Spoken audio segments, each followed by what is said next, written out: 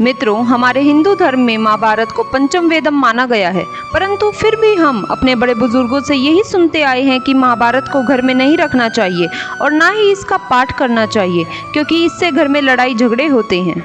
ये बातें सुनकर आपके मन में भी ये प्रश्न तो उठा ही होगा कि धर्म नीति, मर्यादा, विवेक और सदाचार का पाठ पढ़ाने वाले इस ग्रंथ को क्या सच में घर में नहीं रखना चाहिए?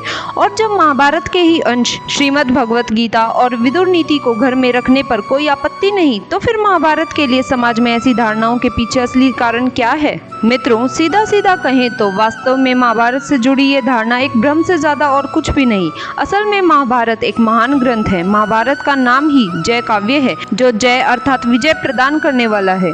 श्री हरिवंश पुराण में वर्णन मिलता है कि पृथ्वी पर देवता आए थे, जिन्होंने उत्तम आचरण करके हम लोगों के लिए उदाहरण प्रस्तुत किया और फिर अपना जीवन निर्वाह करके वो पुनः स्वर्ग लौट गए। ये महाकाव्य उन्हीं देवताओं के चरित्रों का एक वर्णन है। साथ ही ये भी बताया गया है कि महाभारत का एक बार नहीं बल्कि अनेक बार अध्ययन करना चाहिए। जो व्यक्ति पहली बार महाभारत का श्रवण करता है, उसे अग्नि शठोम यज्ञों के समान फल प्राप्त होता है। जिन्हें नहीं पता उन्हें मैं बता दूं कि वायु पुराण के अनुसार अग्नि शठोम यज्ञ स्वर्ग प्राप्त करने की इच्छा से किया जाने वाला एक यज्ञ है। दूसरी बार जो महाभारत का श्रवण करता है, उसे अतियात्री यज्ञ का फल प्राप्त होता है। इस यज्ञ के फल स्वरूप ही मनुष्य को उत्तम गति की प्राप्ति होती है और वो जन्म मरण के चक्र से मुक्त हो जाता है। जो कोई तीसरी बार संपूर्ण महाभारत का श्रवण करता है, उसके लिए तो यहाँ तक कहा गया है कि वो देवलोक में सम्मानित होता है और वो 12 यज्ञ करने का फल प्राप्त करता है। ऐसा मनुष्य हजारों वर्षों तक तेजस्वी होकर स्वर्ग लोक में निवास करता है।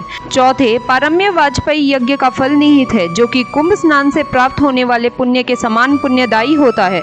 और इसी तरह तवा पारण पूर्ण होने पर श्रोता को यज्ञों के राजा अश्वमेध यज्ञ का फल प्राप्त होता है। दोस्तों, हिंदू मान्यताओं के अनुसार 100 अश्वमेध यज्ञ करने वाला मनुष्य इंद्र का पद पाने का अधिकारी होने योग्य हो जाता है। इसका मतलब है कि महाभारत जैसे ग्रंथ का श्रवण व्यक्ति को जीवन भर करना चाहिए।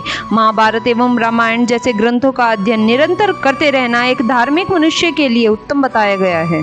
मित्रों, चाहे वो रामायण हो या महाभारत, इन सब में वेदों की ही बातों को सरल शब्दों में कहानियों के माध्यम से बताया गया है। इसीलिए इनका अध्ययन करना एक तरीके से वेदों का अध्ययन करना ही माना जाता है और ऐसे ग्रंथ को घर पर निश्चित रूप से रखना चाहिए।